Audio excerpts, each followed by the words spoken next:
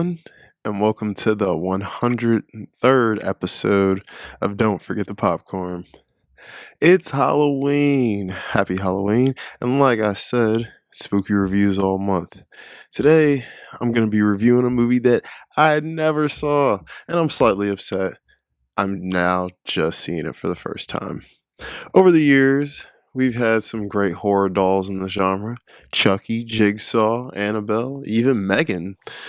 Dolls have always been a fun, creepy thing in horror movies. But one doll that's not talked about nearly enough is Fats. Fats is a ventriloquist dummy from the 1978 movie Magic, directed by Richard Attenborough, starring the man himself, Anthony Hopkins. Over a decade before his iconic Oscar winning performance as Hannibal Lecter in Silence of the Lambs, he played a horror figure by the name of Corky Withers. Let me tell you right now, this is one of the most underrated performances of all time. This is one of the most underrated movies of all time. I rarely hear this talked about, so today we gonna talk about it. There'll be some light spoilers because if you haven't seen this, I really want you to watch it. But there are some things I just gotta talk about a little bit. So, this movie is a character study on a magician who finds the perfect gimmick into making his act work, using a ventriloquist dummy named Fats. Corky is a regular guy who's trying to make something of himself. He's no different than anyone who's ever had dreams of fame in the arts. Well, at least on the surface. The beauty of magic is that it shows us the tricks of the trade, the things that go on behind the scenes, not only with the tricks, but with the business. And it's one that can really bring out the worst in us. Now, I'm not saying the business is the reason Corky is the way he is, but I do think it heightened the issue that was already there. The issue we are going to see unfold through the film. Now, this movie deals in some mental health, and I'm not an expert on that, but I'll do the best I can. It also touches on relationships and loneliness, the want for fame and money, and the cost that can come with it. Corky is a struggling magician in New York, and he can't seem to catch a break. Although he's very talented, he can't seem to break in until he finds the perfect gimmick to give his act an edge and show a different side of himself. A funny side, a confident side that only really comes out when his ventriloquist dummy comes out. Now, what I think is fascinating about this movie is that Fats isn't just an extension of Corky. Fats is his own character. He's everything Corky isn't. People love him. Fats is very observant, smart, witty, charismatic.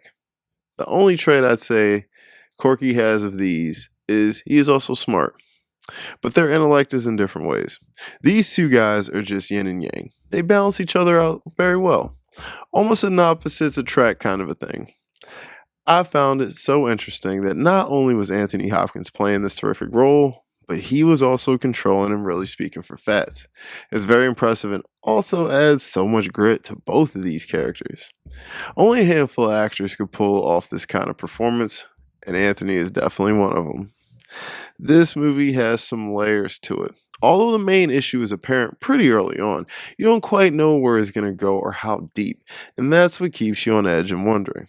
This isn't a super scary film. People die in it, but it's not a gore fest by any means.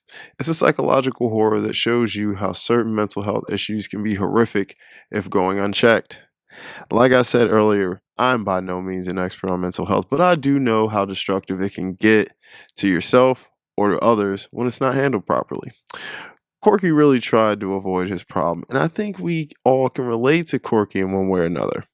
I myself, as weird as it may sound, saw a lot of things I did have in common with Corky, and also a lot that I didn't. Magic shows us something we don't see enough in leads these days, and that's real human emotion and feeling. Corky was a very flawed man, but also a very real person. A person who's awkward at times, a person who desires love, a person who wants to live well. This film is a character study, and the layers run deep through Corky and Fats. It goes in a neat little downward spiral as Corky knows something is wrong with him and he's letting a simple request almost cost him his career. Something he really cares about. But his mind is getting in the way. As they say in the film, you're afraid of success. And on one hand, it does seem like Corky is getting in his own way. But we find out Corky later will have to face these demons whether he wants to or not.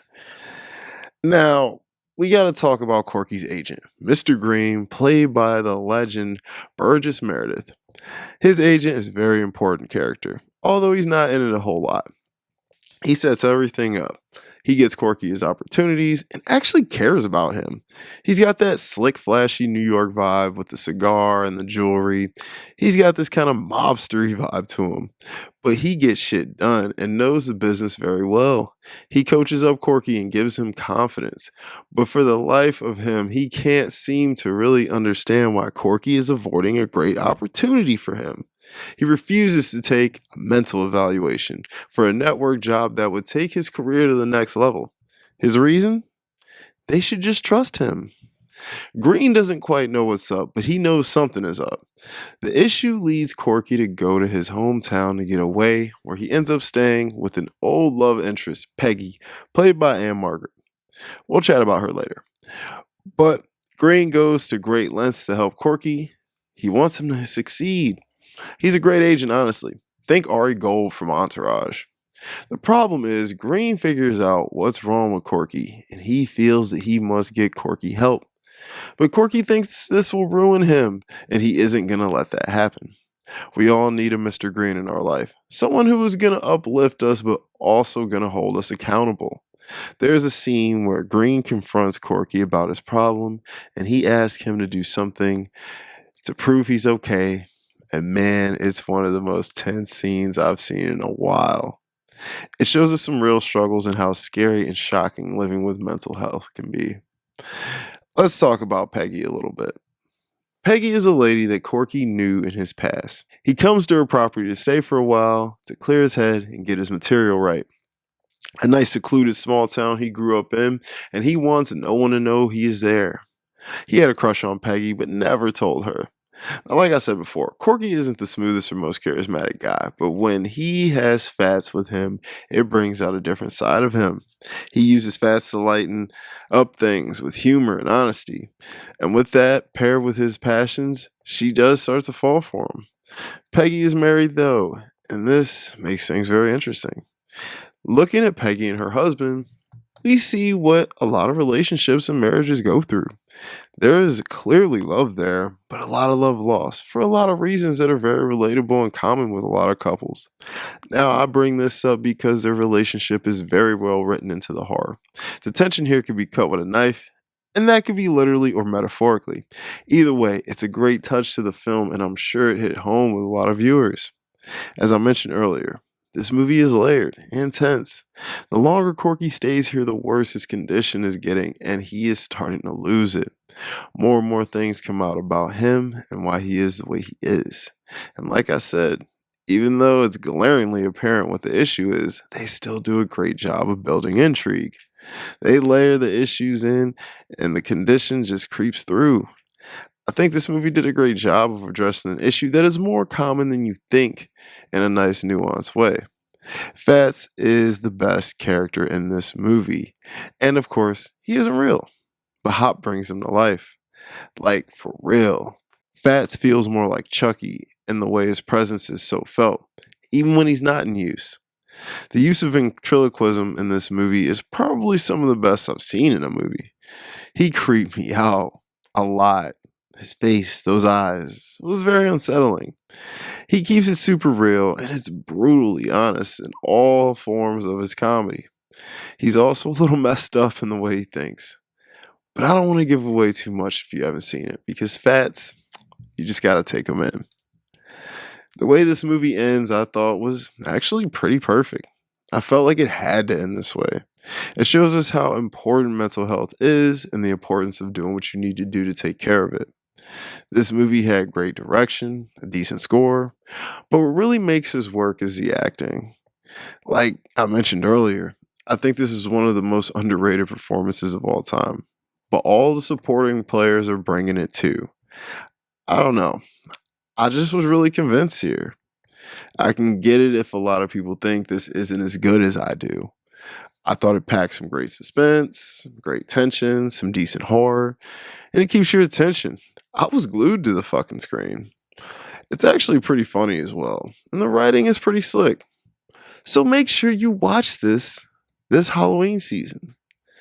I am going to give Magic an 8.4 out of 10. Guys, thank you so much for watching my Magic review. Let me know if there's a film or topic you'd like me to review. Guys, do me a favor, like and subscribe. I really appreciate it. Follow me on Letterboxd, Ralph Vader. I'll link that below. I got a podcast with my buddy, The Cutting Room Floor. I'll link that below for more movie content. I'll be back next week. And don't forget the popcorn.